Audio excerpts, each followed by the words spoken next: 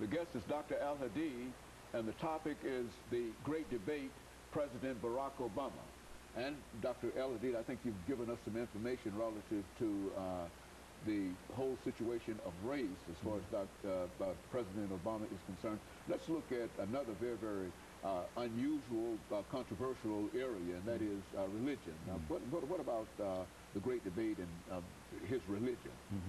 Well, you know, when you look at the life of President Obama, his father was Muslim from Kenya, the Luo ethnic group in Kenya. And then his stepfather, you know, his mother was married twice, was Indonesian. He was also Muslim. So I think for the first, well, let's say the first 12 years of his life, he was exposed to the Islamic faith. Now, his mother, on the other hand, was not committed to any religion. She was basically an anthropologist. She saw that religion was expression of culture, and he was exposed to a wide range of religion: Buddhism, Hinduism, Shintoism, traditional African religion.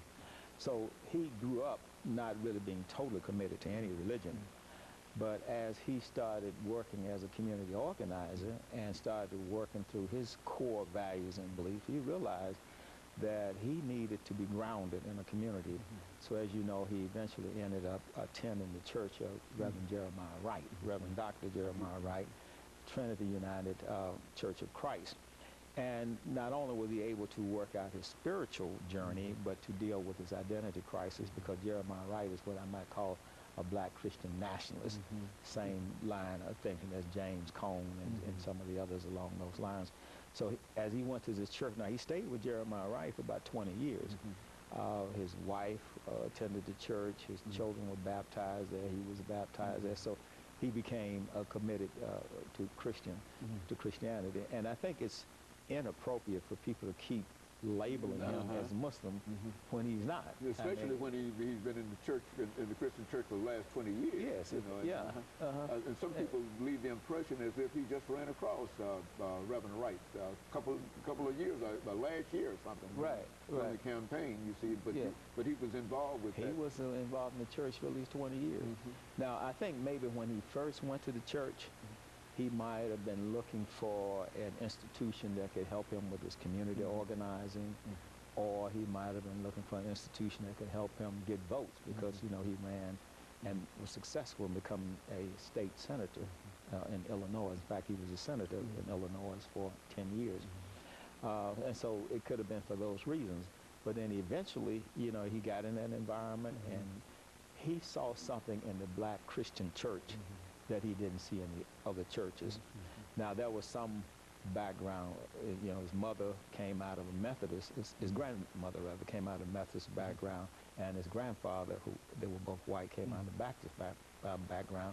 But when they left Kansas and went to Hawaii, they no longer practiced this religion. So they just basically were good people, core values that were based on Christianity, but they were not churchgoers.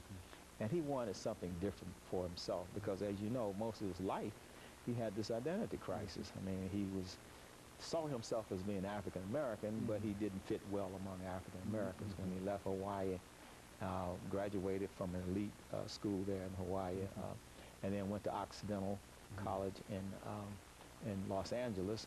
He didn't fit in well there, and then he left and went to Columbia University, where he was able to move around in Harlem and see all the various ethnic groups. And it's when he went to Chicago that he was able to resolve his spiritual issues as well as, you know, his ethnic issues, and became more whole in that sense. So I view him as a practicing Christian, even though he doesn't wear it on his sleeve. His core values, his beliefs, and his morals are rooted in that. And of course, I think there is some Islamic influence there, in light of the fact that he spent the formative years of his life in an Islamic environment. You can sort of see that in his character. But he's more closer to a relationship with Christ than with an institutional church.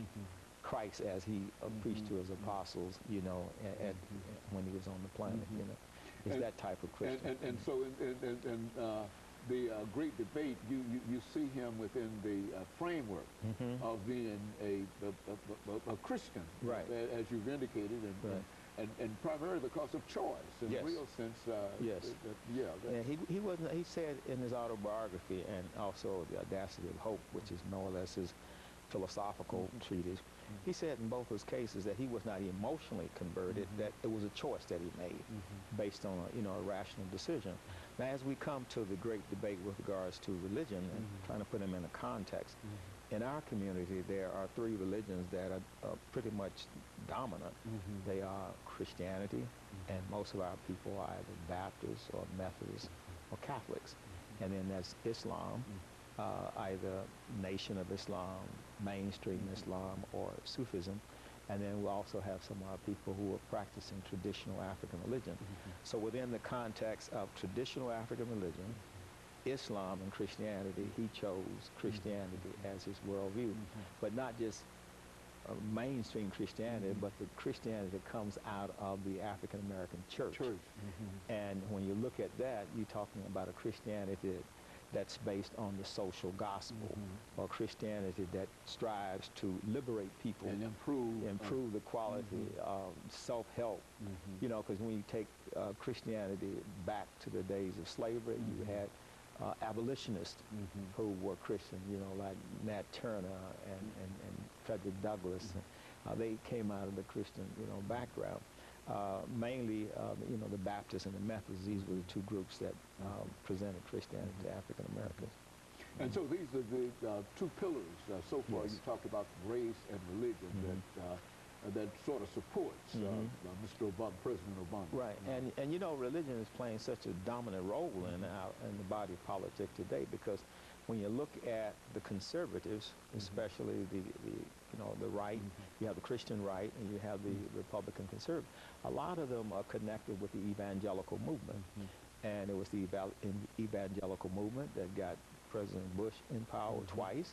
And then if you go all the way back to Ronald Reagan and Bush, one, the father of Bush, it was the evangelical movement. And they have gotten recently involved in politics because of their core issues, like abortion, being against gay marriages, and those type of things.